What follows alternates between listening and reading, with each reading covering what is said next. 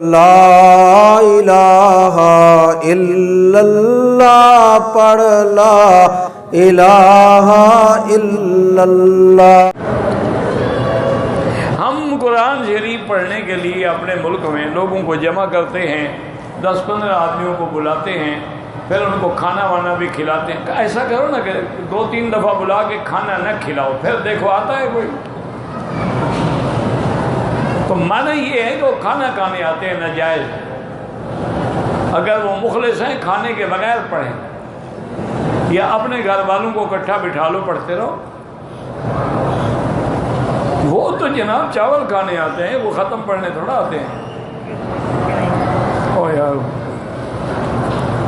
ہاں مسئلہ یہ ہے کہ ایک تو اللہ نے حکم دیا قربانیوں کا کہ ہر مسلمان صاحب نصاب جو ہے وہ قربانی کرے۔ بعض ائمہ تو یہ فرماتے ہیں کہ ایک جانور جو ہے وہ اپنی طرف سے اور اپنے خاندان سارے کی طرف سے وہی ایک جانور ہی کافی ہے، لیکن امام ابو حنیفہ رحمۃ اللہ علیہ فرماتے ہیں کہ ہر بندے کا الگ جانور ذبح کیا جائے گا۔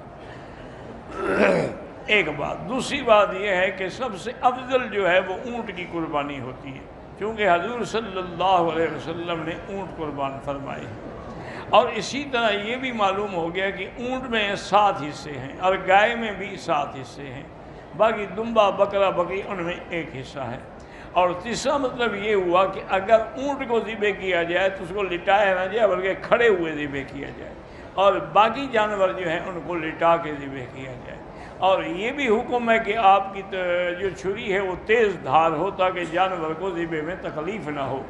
اور یہ بھی حکم ہے کہ جب ذبح کر دو تو اس کو اچھی طرح ٹھنڈا ہونے دو، جب اس کی حرکت ختم ہو جائے تو پھر اس کو کاٹیں، ورنہ اس سے پہلے کاٹنا جو ہے وہ جائز نہیں ہے۔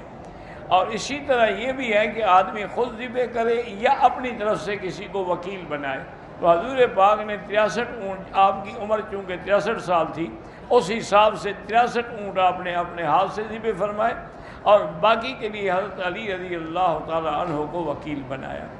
اور یہ بھی حدیث میں ہے کہ جب آدمی قربانی ذبح کرے تو اس جانور سے گوشت لے کے پکا کے کھانا جو ہے یہ بھی سنت ہے حضور صلی اللہ علیہ وعلا آلہ وصحبہ وسلم تسلیما کثیرا کثیرا۔